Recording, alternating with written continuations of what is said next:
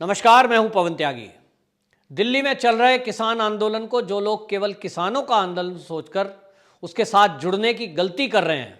या जुड़े हुए हैं या उस आंदोलन मूवमेंट में जगह जगह देश में जो कांग्रेस और वामपंथी दल और अब आम आदमी पार्टी किसान सभा का नाम देकर उस आंदोलन को फैला रही है, असल में उसके अंदर चौंकाने वाले खुलासे दिल्ली पुलिस ने किए हैं। जी हां, इस आंदोलन के पीछे अब पूरी तरह साफ हो गया है कि खालिस्तानी मूवमेंट और पाकिस्तानी आईएसआई का हाथ है। इसमें टूल किट के माध्यम से जो खुलासा हुआ है कि जब एक विदेशी सेलिब्रिटी जिसको पर्यावरणविद कहा जाता था, ग्रेटा थनबर्ग, उसने ट्वीट किया और उसने गलती से वो पूरी योजना ट्वीट कर दी जिसमें लिखा था कि आपको किसको क्या क्या करना है, कब कब ट्वीट करना है, कब कब फिजिकली आपको मूवमेंट करना है, और 26 जनवरी की हिंसा का भी जिक्र उसमें है कि किस तरह से आपको दिल्ली में घुसना है, लाल किले जाना है, वहां झंडा खालिस्तानी फहराना है और तिरंगे झंडे का अपमान करना है और उसके बाद अपने अपने स्थान पर वापस लौटना है। यह सारी योजना का खुलासा जब अब हो चुका है तो दिल्ली पुलिस ने एक नाम, ग्रेटा थनबर्ग के अलावा विदेश की भूमि से जो नाम हमारे सामने आए, चाहे वो मियां खलीफा सामने आया था, लेकिन एक नाम सबसे ज्यादा चौंकाने वाला है और जो पिछले काफी सालों से खालिस्तानी मूवमेंट और भारत के विरोध में काम कर रहा है, वो है पीटर फेड्रिक। जी हां, ये पीटर फेड्रिक ने भी ग्रेटा थनबर्ग की तरह ट्वीट किया था, लेकिन लोग इस पीटर फेड्रिक को जानते नहीं थे कि कौन है। लेकिन विदेशों में यह नाम जाना जाता है और विदेशों में यह नाम इतना प्रसिद्ध कर दिया गया है खालिस्तानियों द्वारा कि इसको एक सेलिब्रिटी की तरह वहां लोग जानते हैं और सिखों के अंदर इसको एक धर्म प्रचारक और इसको सिखों का हितैषी और गुरुद्वारों के लिए बड़ा अच्छा माना जाता है। वहीं भारत विरोधी अभियान में इसको पिछले कई सालों से लॉन्च किया गया है। जी हां, आपको बता दें कि जो लोग इस आंदोलन को केवल छोटा सा किसान आंदोलन और मोदी सरकार के द्वारा 3 बिलों के विरोध में समझ रहे हैं, तो वो लोग निहायत ही मूर्ख होंगे जो इस 3 बिलों के विरोध के आंदोलन को केवल यह समझेंगे कि यह किसानों के विरोध का बिल है और इसलिए यह विरोध हो रहा है। बिल्कुल नहीं। और अब यह खुलासा हुआ है कि इसके पीछे इंटरनेशनल पूरी एक साजिश है। उस इंटरनेशनल साजिश में अरबों खरबों रुपए की फंडिंग है, यहां तक कि हथियारों की खेप भी इस देश में लाने की कोशिश की गई है और ऐसे लोगों को इसमें ड्यूटी पे लगाया गया है जो लोग सेलिब्रिटी हैं, जो लोग एक हस्तियां हैं जिनको लोग समाज में जानते हैं, चाहे वो लेखक होंगे, कोई पत्रकार होंगे या वो क्रिकेटर होंगे, और नेताओं को भी ड्यूटी पे लगाया गया है। टूल किट के माध्यम से जितना खुलासा हुआ है वो इसका 25% है, बाकी अभी 75% टूल किट की तरह ही और खुलासे होने बाकी हैं जो संभवतः भारत की सुरक्षा एजेंसियां और जांच एजेंसियां अगले आने वाले दिनों में खुलासा करेंगी। लेकिन इतना जरूर है कि यह बहुत ही गहरी साजिश है और जो लोग इस किसान आंदोलन के नाम पर अपने घरों को छोड़कर देशभक्त लोग हैं और इस आंदोलन में जुड़ रहे हैं, वो जरूर एक बार इस न्यूज को ठीक से देखें और खोजें और गूगल करें और सोचें कि हम कहीं ना कहीं जाने अनजाने में भारत विरोधी मुहिम का हिस्सा बनते जा रहे हैं। आपको बता दें कि ये जो सेलिब्रिटी ग्रेटा थनबर्ग के अलावा जिसने पीटर फेड्रिक ने ट्वीट किया इस किसान आंदोलन को लेकर, वो कौन है? आपको बताएं कि ये पीटर फेड्रिक के पहले आपको बता देते हैं कि इसको पीटर फेड्रिक सेलिब्रिटी बनाने वाला कौन है। तो आपको बताएं कि 1990 के दशक में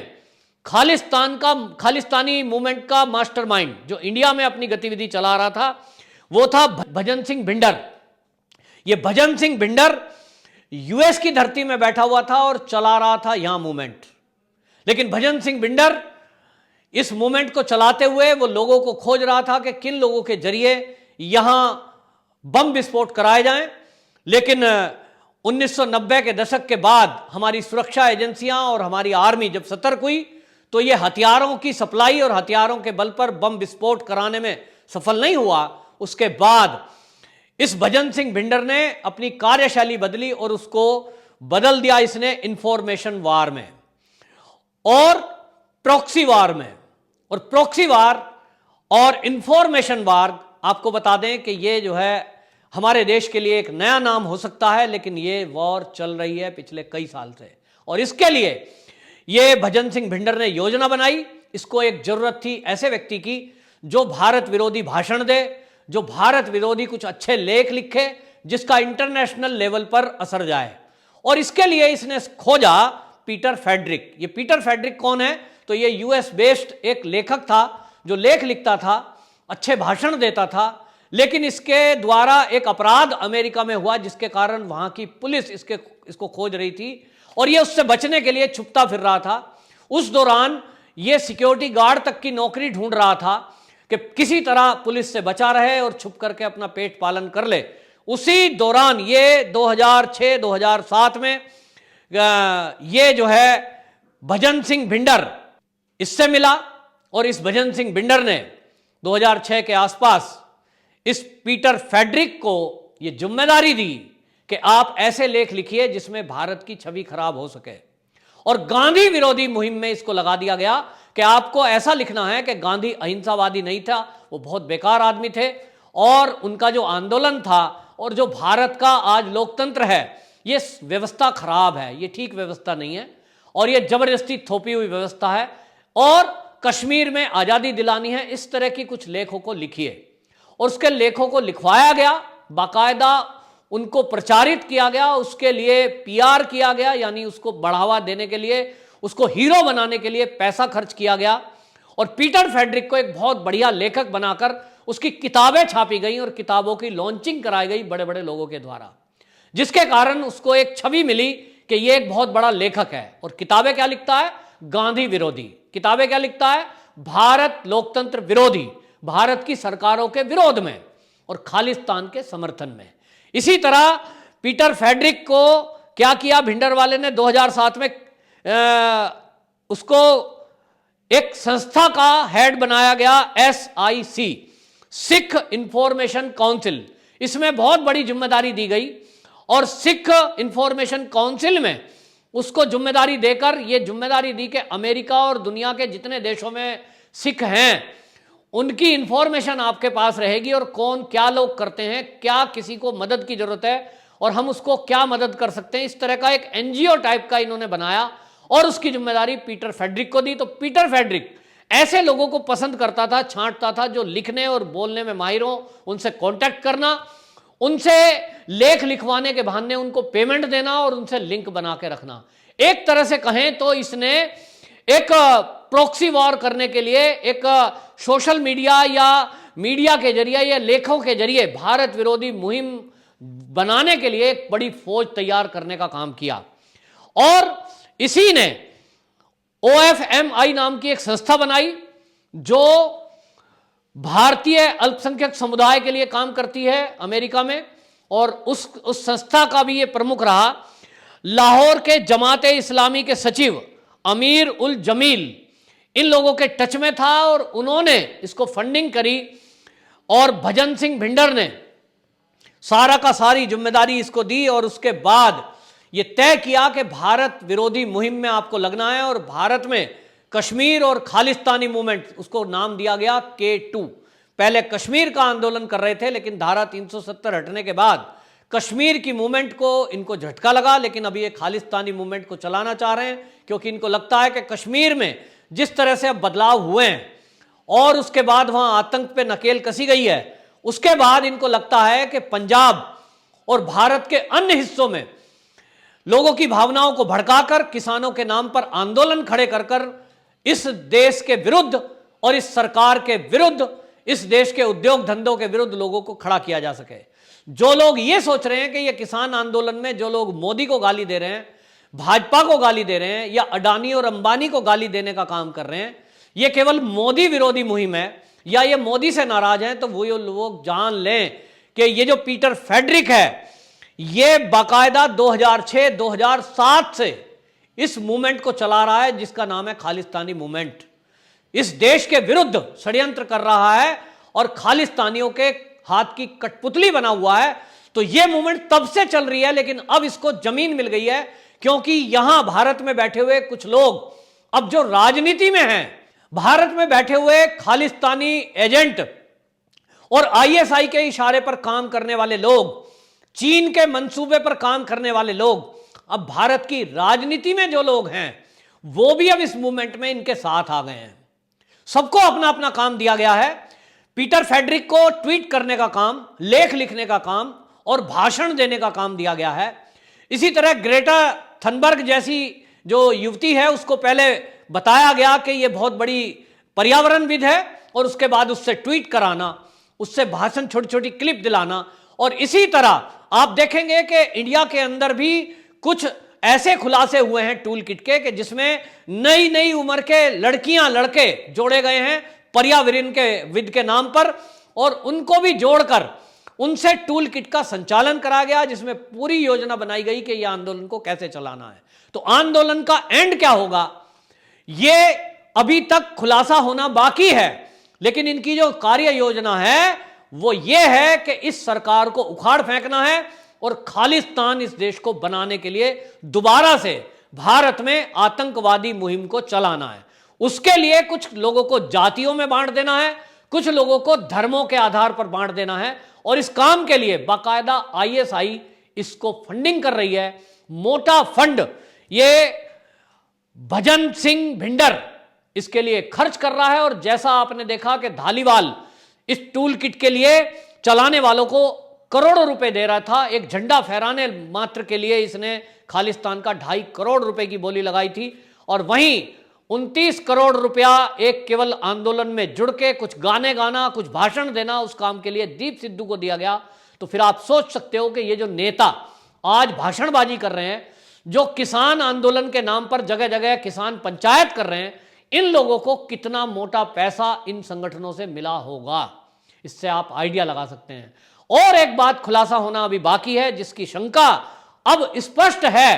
कि जो इस देश में बैठे हुए राजनीतिक दल, राजनीतिक लोग ये भाषण दे रहे हैं जगह जगह किसान सभाओं में,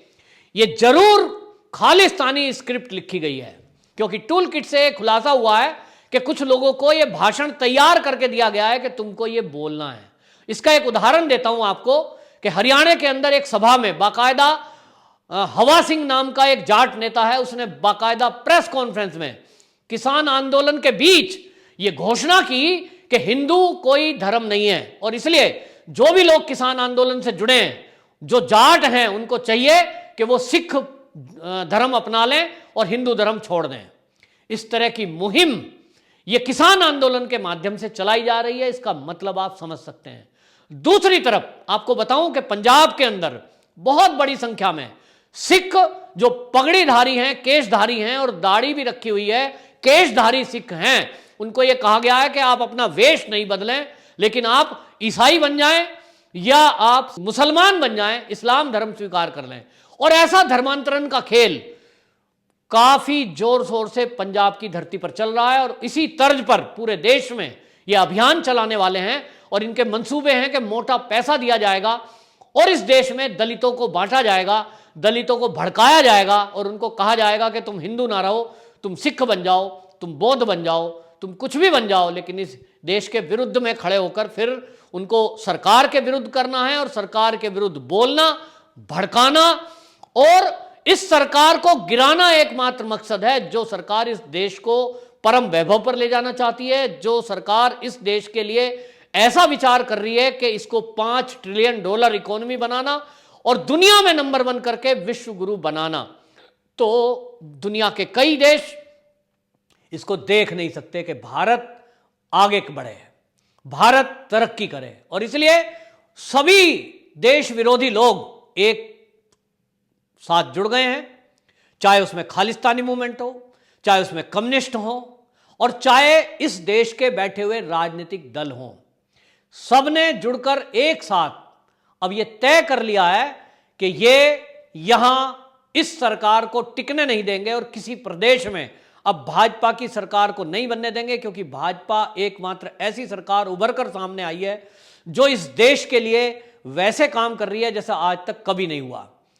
चाहे वो सेना को सैन्य ताकत देने की बात हो, चाहे बॉर्डर पर चीन के दांत खट्टे करने की बात हो, चाहे कश्मीर में धारा 370 हटाने की बात हो, चाहे राम मंदिर पर एक फैसला करने की बात हो, और आगे आने वाली जो योजनाएं हैं उसको देखते हुए पूरी दुनिया के लोग चौकन्ने हैं, और जो भारत के विरोध में मुहिम चलाते हैं वो सब लोग अब एकजुट होकर नेताओं का भी इस्तेमाल करते हैं, और नेता बाकायदा उनको दी गई स्क्रिप्ट को पढ़कर भाषणों के माध्यम से सभाओं में सुना रहे हैं। मैं किसी का नाम नहीं लेना चाहता, लेकिन आप इस किसान आंदोलन के तहत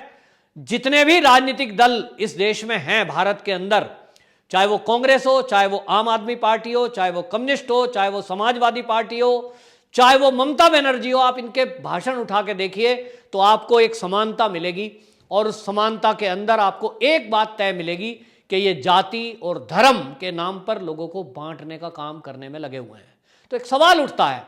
कि जिस तरह से लोगों को प्रोजेक्ट किया जा रहा है, जिस तरह से लोगों को फंड दिया जा रहा है, जिस तरह से सेलिब्रिटी पहले बनाया जाता है और फिर उसके बाद उससे टूल की तरह इस्तेमाल किया जाता है, इसीलिए उसका नाम टूल किट दिया है। और भारत विरोधी मुहिम उस टूल किट से उजागर हो चुकी है, क्योंकि योग और भारत की चाय में दो शब्द हैं कि चाय वाला भी है, मोदी जी के लिए कहा गया है, और चाय को बदनाम करना माने इंडस्ट्री को बदनाम करना। यह बहुत बड़ी मुहिम ये चलाई जा रही है, और इस चलाई हुई मुहिम में इस देश में कितने ही युवाओं को जोड़ा गया है ये पता लगाना बहुत कठिन काम है। लेकिन जो दिशा रवि से एक खुलासा तो तय है कि दिशा रवि 21 साल की उसको बताया जा रहा है, लेकिन वो भोली कतई नहीं है, क्योंकि उसके भाषण, उसकी बातचीत और जिस तरह से उसने ये कारनामा किया है कि वो लोगों को समझा रही है, एडिटिंग कर रही है और स्क्रिप्ट भेज रही है कि अब आपको ये बोलना है, अब आपको ये करना है। तो बड़े बड़े नेताओं को उसने स्क्रिप्ट लिख के दी है कि आपको ऐसा भाषण देना है। जो मंचों से हमने भाषण सुने हैं, जो किसान आंदोलन के नाम पर दिल्ली में और अब देश के कई हिस्सों में भाषणबाजी हो रही है, आप उन भाषणों की रिकॉर्डिंग अगर देखेंगे तो उसमें एक समानता मिलेगी कि वो सभी भाषण मोदी के विरोध में होंगे, भाजपा के विरोध में होंगे और इस देश की संस्कृति के भी विरोध में होंगे। वो अब लोगों को जाति में बांटने की बात कर रहे हैं। अब सिखों के बलिदान के नाम पर, बलिदान के नाम लेकर कुछ आर्मी वालों को भी भड़काने की कोशिश की जा रही है। पिछले दिनों भी फर्जी ऐसी वीडियो बनाई गई थी जिसमें मिलिट्री की वर्दी में लोग दिखाए गए थे, हालांकि उनका मिलिट्री से कोई दूर दूर तक लेना नहीं था। अब ऐसा खुलासा हो रहा है कि जो लोग अपने को एक्स आर्मी मैन या कोई पुलिस से रिटायर है, वो भी इस मुहिम से जोड़े गए हैं और उनको लालच दिया गया है ताकि एक छवि बनाई जा सके कि मिलिट्री के लोग और पुलिस के लोग भी इस आंदोलन से जुड़े हैं। इतना तय है कि यह आंदोलन, जिसको किसान आंदोलन और भोला भाला एक किसान कहकर, अन्नदाता कहकर बढ़ा चढ़ाकर पेश किया जा रहा है, वास्तव में यह एक सोची समझी रणनीति के तहत है। खालिस्तानी मूवमेंट और आईएसआई के मंसूबे इस देश में दोबारा से चलाने के लिए विदेश की धरती से बहुत मोटी फंडिंग की जा रही है, जिसका हिस्सा नेताओं से लेकर, अभिनेताओं से लेकर और जितने भी ये लोग समाज सेवी और पत्रकार हैं, इन सब में बराबर बट रहा है। एक व्यक्ति को यदि कुछ भाषण देने पे और मूवमेंट चलाने पे 29 करोड़ रुपए दिए जा सकते हैं, झंडा फहराने पर 2.5 करोड़ रुपया तक दे सकते हैं, तो वो व्यक्ति यदि घर छोड़कर 2 महीने से दिल्ली के बॉर्डर पर बैठा है तो कितना मोटा अमाउंट उसको दिया गया होगा। लेकिन देने का तरीका क्योंकि कैश है, देने का तरीका हवाला है, हवाला के जरिए वो पैसा आ रहा है और इसलिए उसको पकड़ना उतना आसान नहीं है, लेकिन असंभव भी नहीं है। भारत की जांच एजेंसियां, भारत की पुलिस और स्पेशल दिल्ली पुलिस इस काम में जुटी हुई है। जल्द ही इन लोगों का खुलासा होगा जो भारत विरोधी मुहिम का हिस्सा है और विदेश की धरती से बैठे हुए पीटर फेडरिक जैसे, ग्रेटा थनबर्ग जैसे, मियां खलीफा जैसे लोग जो इस आंदोलन का हिस्सा हैं, वो आखिरकार इस देश में क्या चाह रहे हैं, इसका खुलासा आम जनता के सामने आएगा। जैसे मैंने बताया, पीटर फेडरिक एक वो व्यक्ति है जिसको पहले एक सेलिब्रिटी बनाया गया और उसके बाद उसके जरिए ट्वीट कराया गया। यही बिल्कुल एक ट्रेंड है। जैसे कि आप देखेंगे, कुछ नाम मैं आपको ध्यान दिलाऊंगा, तो भारत में पिछले दिनों ऐसे कुछ नाम लॉन्च किए गए जिसमें आप देखेंगे कन्हैया कुमार, हार्दिक पटेल ऐसे नाम थे, शर्जिल इमाम ऐसे नाम थे, जिनको आप कहेंगे कि ये तो सफूरा जरगर, आप कहेंगे ये तो छात्र हैं, ये तो बच्चे हैं, लेकिन उनको एक सेलिब्रिटी के रूप में प्रस्तुत किया गया, फिर उनके जरिए